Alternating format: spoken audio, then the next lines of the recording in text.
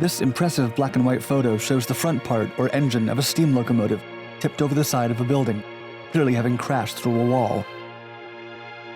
The photo was taken on October 22, 1895, at the Gare Montparnasse in Paris, and is commonly referred to as the Montparnasse derailment.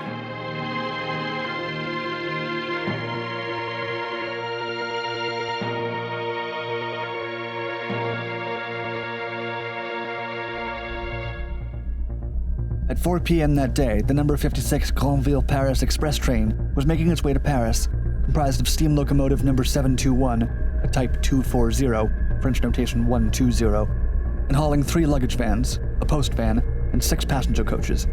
On board were 131 passengers. The train had left Granville on time at 8:45, but was several minutes late as it approached its Paris-Montparnasse terminus, so the driver was going faster than usual.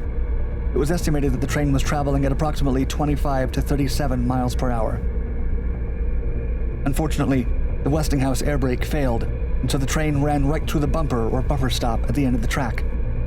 The handbrakes were applied at the last moment, but weren't sufficient due to the weight and high speed of the train. Breaking through the bumper, the train then careened across the 98-foot concourse and smashed through the 2-foot thick station wall. The engine fell onto the Place de Rennes 33 feet below, where it rested on its nose, exactly as seen in the photo.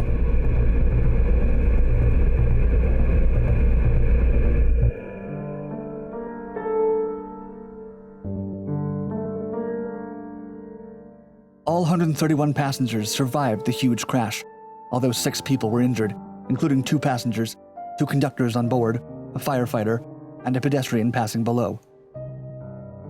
However, one unfortunate woman on the street below was fatally injured by falling masonry. Marie-Augustine Aguilar was substituting for her husband at a newsstand while he had gone to get the evening papers. In fact, parts of the smashed metal and wooden newsstand can be seen beneath the debris. Under public pressure, the railway company set up an annuity for her 2 young sons.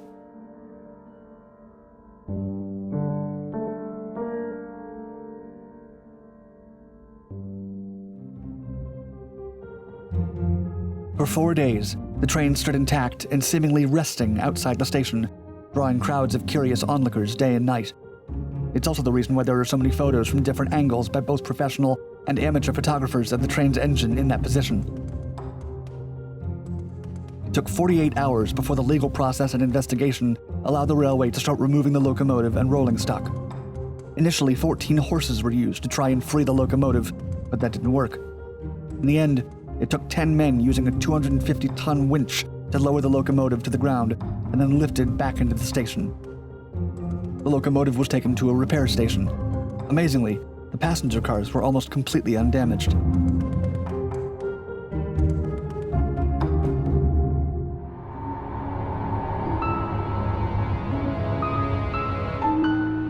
The train was being operated by engine driver Guillaume-Marie Pellerin, who had 19 years of service with the railroad. Running about 10 minutes late, Pellerin had wanted to arrive on time at Montparnasse station, which explained the excessive speed of the train as it entered the station. It was assumed that the Westinghouse air brakes either failed or were applied too late by Pellerin.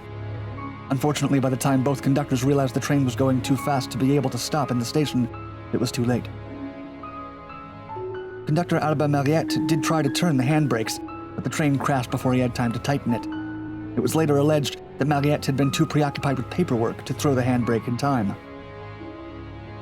In the legal report, engine driver Pellerin was declared guilty. Conductor Mariette was also declared guilty of not properly engaging the Westinghouse air brakes himself. On March 30th, 1896, the court sentenced Pellerin to 2 months jail with deferment and 50 francs fine, whilst Mariette was fined 25 francs with deferment. The Compagnie de l'Ouest was also designated as being legally responsible for the crash.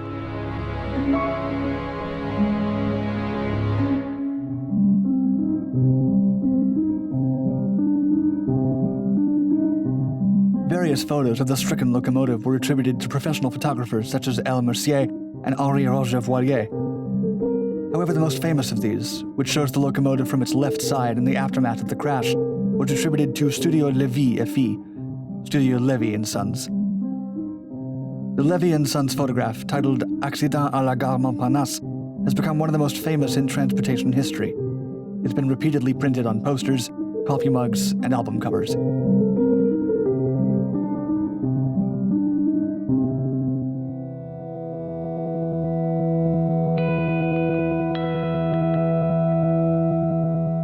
The story of the crash was recounted in the 2007 children's novel The Invention of Hugo Cabret by Brian Selznick, which was later made into a film by acclaimed director Martin Scorsese. In fact, there's a fantasy dream sequence in the Scorsese film based on the Montparnasse derailment, and Scorsese used the famous Levy and Sons photograph as the model for the sequence's final imagery. The photograph, which is now in the public domain, was also used as the cover page in the book An Introduction to Error Analysis by John Taylor, as well as featured on the album covers for Lean Into It by American rock band Mr. Big and Scrabbling at the Lock by Dutch rock band The X with Tom Cora, both of which were released in 1991.